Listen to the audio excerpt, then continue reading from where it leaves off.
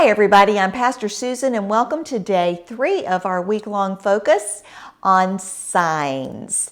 As we have talked about in the sermon series on the Gospel of John, it is a different gospel than any other, and we have 7 signs that correlate with 7 days of creation, the new creation that Jesus is coming to share with the world and establish in the world, where we see a new way of being and what it means to live fully in relationship with God and with neighbor. During the last few days, we've been looking at the last words of Jesus before he is to be arrested, tried, and crucified, and then later raised from the dead.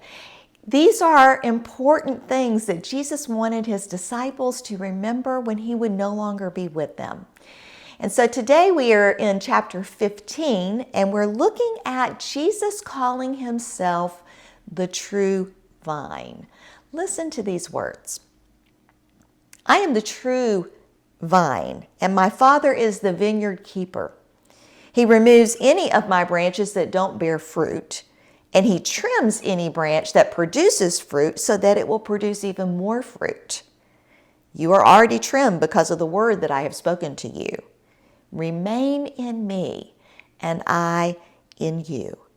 A branch can't produce fruit by itself, but must remain in the vine. Likewise, you can't produce fruit unless you remain in me. I am the vine, you are the branches.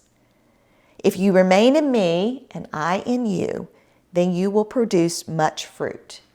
Without me, you can't do anything. So, remain in me. Abide is another word that we use for that. Abide in me. What does that mean to abide? It means to stick with it. It means to stick with it. And today, God is, in our text, God is talked about as a gardener or a vine keeper, a gardener.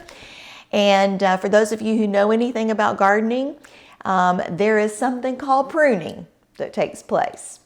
And that pruning makes it necessary for the vine and the branches to continue to produce fruit. You know, I think about pruning in my life, and usually it's in difficult times. It's not easy to be pruned. It is not easy to be trimmed and cut. But it is during those times of hardship when I have found that the greatest growth in my life takes place, and I'm not able to see it at the time. But later on, I realize how much a difference those times of struggle have made in my life. And it has produced growth, and it has produced great fruit. So today I want us to think about how we might be going through a time of pruning right now. I think that a lot of us are going through difficult times right now. Circumstances around COVID and so much unrest in our world is this call by God to abide. You know, when we go through hardship in our life, we have a choice to make. Will we stick with, or will we leave? The thing that we profess is most important. Today is the day, if you're going through struggle, and every day, today is the day to remember, abide, stick with me. Let me do the work in you that will bring about much fruit.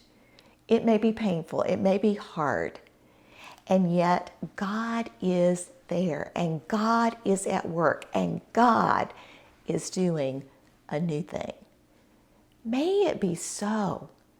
May it be so. May we hold fast to our faith in God and in the Christ, who shows us that even in the midst of persecution, even in the midst of crucifixion, even in the midst of great hardship and pain, God is present, and God is at work, and love will win.